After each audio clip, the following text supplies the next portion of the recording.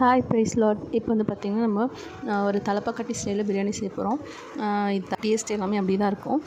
இந்த மாதிரி பிரியாணியை வந்து ஒரு வாட்டி செஞ்சிங்கன்னா திரும்ப நம்ம இப்படி மட்டும் தான் செய்வோம். எப்போவுமே பிரியாணி நார்மல் பிரியாணிக்கு என்னென்னலாம் எடுத்து வைப்போமோ எல்லாத்தையுமே நம்ம எடுத்து வச்சுக்கலாம். இதுக்கு ஸ்பெஷலாக நம்ம ஒன்றுமே சேர்க்க போகிறது கிடையாது. எல்லா பிரியாணிக்கும் நம்ம எப்படி செய்வோமோ அதே இது தான். மெத்தட் மட்டும் தான் நம்ம வேறு மாதிரி சேர்க்குறோம். வாங்க போய் எப்படி செய்கிறதுன்னு பார்த்துடலாம். ஒரு ஜார் எடுத்துக்கோங்க. ஜாரில் வந்து ஒரு கட்டு புதினா, ஒரு கட்டு கொத்தமல்லி, ஒரு 7 பச்சை மிளகா, ஒரு ஸ்பூன் லவங்கம், ஒரு 5லேருந்து 6 பட்டை, சின்ன பட்டை, ஒரு 7லேருந்து 8 ஏலக்காய் போட்டுக்கலாம். போட்டுட்டு இதை வந்து நல்லா தண்ணி வேணும்னா தண்ணி கொஞ்சம் சேர்த்து நல்லா அரைச்சி எடுத்துக்கலாம். இது நம்ம வாஷ் பண்ணி வச்சுருக்க மீட் இருக்குது, இது உங்கள் ஏலக்காய் அரைச்சி வச்சுருக்கோம் இல்லையா, இதை வந்து இதில் சேர்த்துக்கலாம். அதுக்கப்புறம் உப்பு சேர்த்துக்கலாம். அதுக்கப்புறம் வீட்டில் நம்ம யூஸ் பண்ணுற குழம்பு மிளகாத்தூள் வேணும்னா டேஸ்ட்டுக்கு வந்து 2லேருந்து 3 ஸ்பூன் சேர்த்துக்கோங்க. இஞ்சி பூண்டு சேர்த்துக்கலாம். அளவு வந்து பார்த்திங்கன்னா ஒரு 100 கிராம் எடுத்துக்கலாம். இதை வந்து விசில் விட்டு எடுத்து வச்சுக்கலாம். இப்போ வந்து பார்த்திங்கன்னா ஒரு பாத்திரம் வச்சு 200 கிராம் எண்ணெய், ஒரு 4 லவங்கம், 2 பட்டை, 2 ஏலக்காய் சேர்த்துக்கலாம். 6லேருந்து 7 வெங்காயம் எடுத்துக்கலாம். நீங்கள் 8 எடுத்திங்கனாலும் வெங்காயம் வந்து அதிகமாக இருந்தால் டேஸ்ட் நல்லா தான் இருக்கும். இப்போது வெங்காயத்தை சேர்த்துடலாம். சேர்த்துட்டு இது வந்து ப்ரௌனாக நல்லா கோல்டன் ப்ரௌன்லேருந்து இது வதங்கட்டும். ஓகே, இது நல்லா வதங்கிடுச்சு.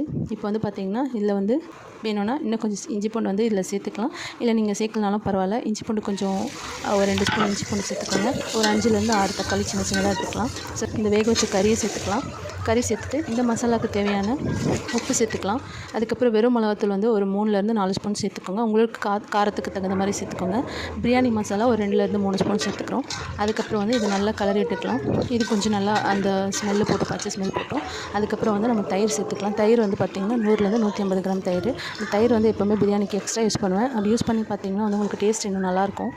அந்த கறியில் வந்து மசாலாலாம் நல்லா ஜூஸியாக இருக்கும். இது வந்து நல்லா கொஞ்சம் பரட்டி எடுத்துக்கலாம். இது அப்படியே வெந்துட்டுருக்கோம். அரிசி வந்து நம்ம சீரக சம்பா அரிசி தான் வந்து இதுக்கு யூஸ் பண்ணிங்கன்னா ரொம்ப டேஸ்ட்டாக இருக்கும். நீங்கள் எல்லா அரிசிக்குமே யூஸ் பண்ணலாம். இன்றைக்கி நான் வந்து நார்மலாக வீட்டில் செய்கிற சாப்பாடு அரிசி தான் எடுத்திருக்கேன். பார்த்திங்கன்னா தண்ணி வந்து அந்த மிக்ஸ் பண்ணோம் இல்லைங்களா, அந்த பாத்திரத்துலேயே வந்து தண்ணி அளந்து கொதிக்க வச்சுருக்கேன். அந்த நார்மல் தண்ணி தான். அந்த மிக்ஸ் பண்ண பாத்திரத்துலேயே நான் அளந்து தண்ணி வந்து ஒன்றுக்கு நார்மல் ரைஸ்க்கு வந்து 1க்கு 2 டம்ளர் தண்ணி வந்து நம்ம யூஸ் பண்ணணும். இதே நீங்கள் சீரக சம்பா யூஸ் பண்ணிங்கன்னா 1 டம்ளருக்கு நம்ம 1.25 டம்ளர் தான் தண்ணி எடுத்து தனியாக கொதிக்க வைக்கணும். நீங்கள் இந்த மாதிரி தனியாக கொதித்து இதில் ஊற்றி நீங்கள் செய்யும் போது உங்களுக்கு டக்குன்னு பிரியாணி வந்து நம்ம சீக்கிரமாக செஞ்சிடலாம். தண்ணி வந்து நல்லா கொதிச்சிருச்சு. இப்போ இந்த அரிசி இருக்குது, அரிசியை வந்து நம்ம இதில் போட்டுக்கலாம். போட்டுட்டு கொஞ்ச நேரம் நல்லா கலரி விடுங்க. கலரி விட்டுட்டு இப்போ நம்ம வந்து தண்ணி கொஞ்சம் ட்ரை ஆகும்போது கொஞ்சம் நார்மலாக தண்ணியை வந்து அது மேலே தூவிக்கலாம். தூவிட்டு இப்போ அது டம் போட்டுற வேண்டியதான். டம் போட்டு எடுத்து பார்த்திங்கன்னா வந்து உங்களுக்கு பிரியாணி ரெடி ஆகிடுச்சு. அதே தலப்பாக்கட்டி ஸ்டைலில் சூப்பரான பிரியாணி வீட்டில் செஞ்சு பார்த்துட்டு எப்படி இருக்குன்னு சொல்லுங்கள். இந்த வீடியோ ஃபுல்லாக பார்த்ததுக்காக ரொம்ப தேங்க்ஸ் நண்பர்களே. இதே பிரியாணி வந்து ப்ரான்லேயும் சிக்கன்லேயும் நான் செஞ்சு உங்களுக்கு வீடியோ போடுறேன்.